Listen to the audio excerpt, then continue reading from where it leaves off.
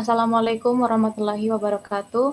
Salam sejahtera untuk kita semua. Di sini kami akan melakukan presentasi mengenai pendugaan parameter rata-rata dan pendugaan interval proporsi. Namun terlebih dahulu kami akan memperkenalkan diri. Kelompok kami terdiri dari Imam Fauzi, Anwar Rinaldi, Sinta Sinaga, dan Roni Hermawan. Baik, kami akan memulai presentasi. Pendahuluan. Statistika inferensia adalah cabang ilmu pengetahuan statistika yang mempelajari tentang proses pengambilan keputusan tentang parameter berdasarkan suatu statistik. Inferensi statistik mencangkup semua metode yang digunakan dalam menarik kesimpulan atau generalisasi mengenai populasi. Karena adanya berbagai alasan seperti banyaknya individu dalam populasi amatan, maka penelitian keseluruhan terhadap populasi tersebut tidaklah ekonomis, baik tenaga, waktu, maupun biaya. Maka penelitian ini hanya menggunakan sampel saja. Harga-harga parameter hanya diestimasikan, diduga berdasarkan harga-harga statistik sampelnya. Pendugaan dalam kehidupan sehari-hari tidak dapat dihindari. Permasalahannya adalah bagaimana pendugaan tersebut mendekati kebenaran. Oleh karena itu, statistika induktif mengembangkan teori pendugaan atau estimasi atau penaksiran. Teori pendugaan, estimasi, atau penaksiran adalah suatu proses dengan menggunakan statistik sampel untuk menduga parameter populasi dan dapat dikelompokkan menjadi dua bidang utama. Yang pertama, pendugaan parameter, dan yang kedua, pengujian hipotesis.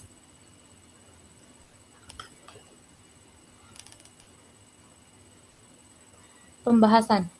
Metode pendugaan parameter. Metode pendugaan parameter suatu populasi dapat dibedakan menjadi dua. Yang pertama, pendugaan metode klasik. Pendugaan dilakukan berdasarkan sepenuhnya pada informasi sampel yang diambil dari populasi.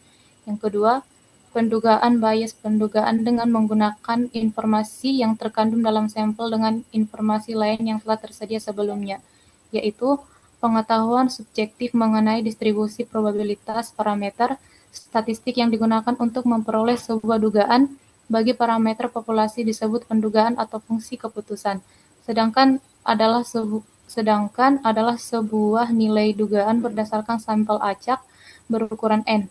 Metode pendugaan parameter, yaitu peneliti kemudian mengambil sampel, kemudian menduga, kemudian dihasilkan ukuran populasi atau parameter dan menghasilkan nilai tengah dan juga ragam. Misal, fungsi keputusan S2 atau yang merupakan fungsi dari sampel acak yang bersangkutan adalah suatu penduga, sedangkan nilai duga atau S2 merupakan realisasinya.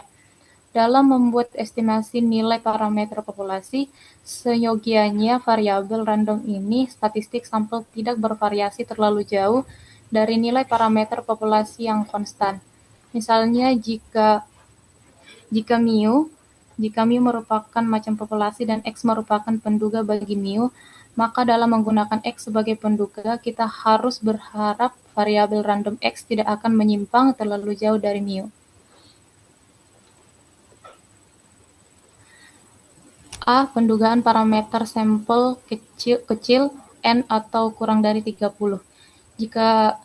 Jika mu atau rata-rata dan sigma tidak diketahui, populasi terbatas dalam penarikan sampel dilakukan tanpa pengembalian kembali atau without prealignment, maka rumusnya adalah P X bar kurang T sigma per 2 S per akar N kurang dari mu X bar plus T sigma per 2 dikali S per akar N sama dengan 1 dikurang sigma. T sigma per 2 dibagi F sama dengan T sigma per 2 dibagi N min 1. F sama dengan N dikurang 1 sama dengan derajat bebas. Contoh soal. Dari 25 ibu hamil yang diambil secara random, didapatkan kadar Hb sama dengan 9 gram persen. Simpangan buku sampel adalah 7,7 gram persen dengan interval keyakinan 95%. Maka nilai pendugaan akan menjadi X bar sama dengan 9 gram persen, S sama dengan 7,7 gram persen, N sama dengan 25, A sama dengan 5%, Fn sama dengan N dikurang 1 sama dengan 25 dikurang 1 sama dengan 24. T sama dengan 2,064. Se sama dengan 7,7 per akar 25 sama dengan 7,7 per 5 sama dengan 1,54 gram persen. Jadi 9 gram persen dikurang 2,04 dikali 1,54 gram persen kurang dari atau sama dengan mu kurang dari 9 gram persen ditambah 2,04 dikali 1,5 gram persen. Kemudian dihasilkan 9,82 gram persen kurang dari mu kurang dari 12,19 gram persen. Dengan ini kita akan menyatakan kadar Hb ibu hamil yaitu pada 5,82 gram persen dan juga 12,19 gram persen. Selanjutnya akan dijelaskan oleh teman saya. Oke, kita lanjut ke bagian B. Pendugaan parameter dengan sampel besar, yaitu M lebih dari 30. Pembahasan pendugaan interval rata-rata atau disimbolkan mu dengan sampel besar N lebih dari 30.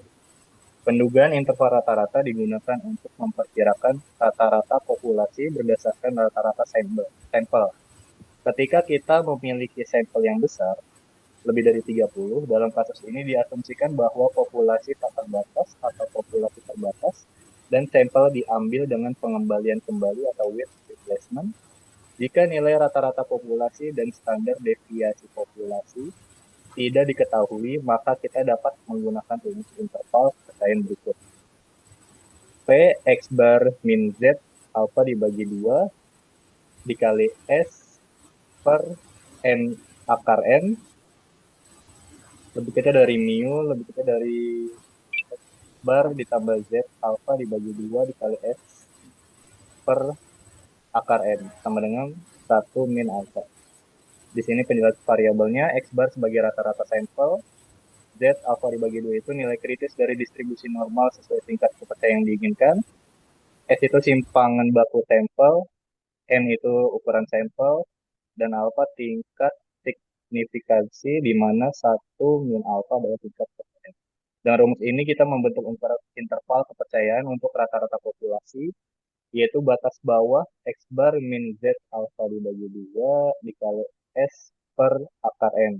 Dan batas atasnya hanya dirubah di plus X bar plus Z alpha dibagi 2 dikali X per akar N. Rumus untuk variasi sampel atau S kuadrat sama dengan 1 per N min sigma X I min X bar kuadrat, di mana X I setiap nilai individu dalam sampel, X bar menggambarkan rata-rata sampel, dan N itu ukuran sampel. Rumus ini menghitung variasi sampel yaitu ukuran penyebaran data dari rata-rata. Kita ke contoh soal. Sebuah perusahaan ingin mengetahui rata-rata waktu yang dihabiskan karyawannya untuk menyelesaikan tugas harian. Mereka mengambil sampel acak sebanyak 50 karyawan dan mencatat waktu penyelesaian tugas mereka.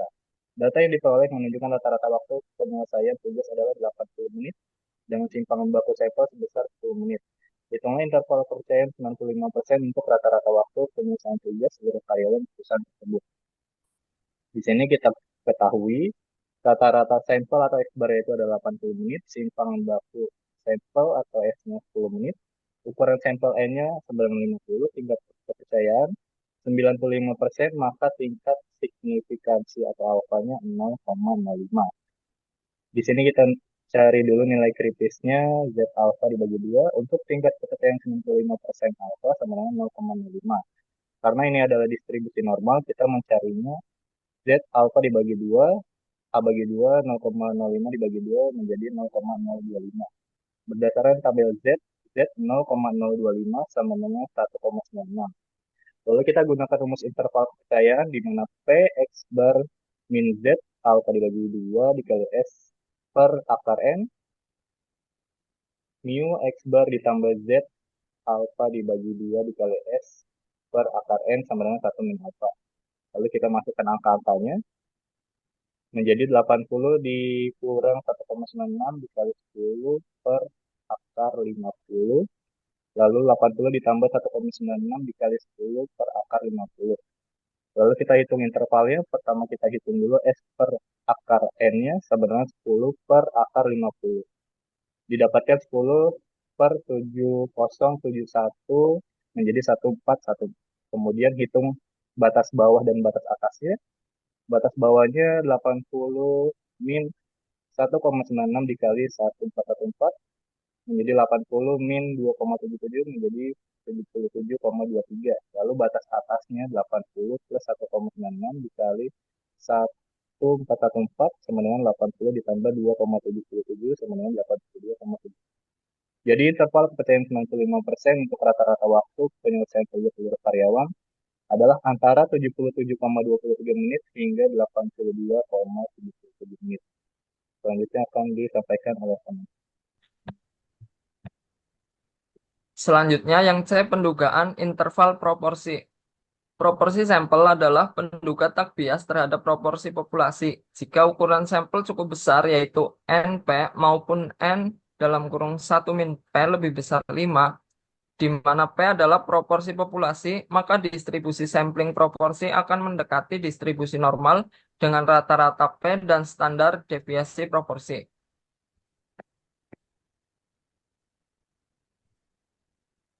Dalam menghitung mu dibutuhkan pengetahuan tentang P.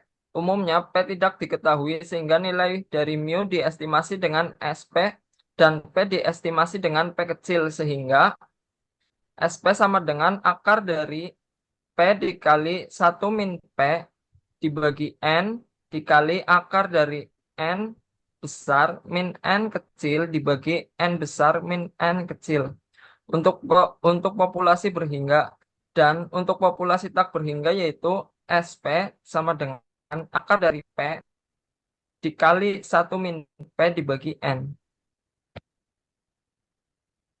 P kecil adalah penduga untuk P besar. Maka ukuran sampel dikatakan cukup besar jika NP dan N dikali 1 min P lebih besar dari 15. Rumus untuk pendugaan proporsi populasi adalah sebagai berikut. P min Z alfa per 2 dikali SP lebih kecil dari P lebih kecil dari P plus Z alfa per 2 dikali SP dengan P kecil sama dengan X per N sama dengan proporsi untuk sampel. X sama dengan banyaknya elemen dengan karakteristik tertentu dan N banyaknya sampel. SP adalah standar deviasi untuk sampel sedangkan P besar proporsi untuk populasi. Kemudian yang D, pendugaan interval varians atau ragam. Bila S kuadrat adalah ragam contoh acak berukuran N yang ditarik dari suatu populasi normal dengan ragam mu 1 kuadrat, maka X kuadrat sama dengan N-1 dikali S kuadrat dibagi mu kuadrat. Disebut Q kuadrat yang sebaran penarikan contohnya disebut sebaran Q kuadrat dengan derajat bebas.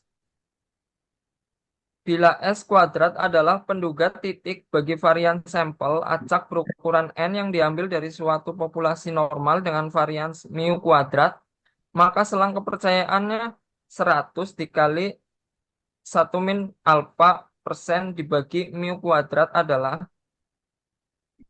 mu kuadrat lebih besar dari N min 1 S kuadrat dibagi X kuadrat alfa per 2 lebih kecil dari N min 1 dikali S kuadrat dibagi X kuadrat 1 min alfa per 2.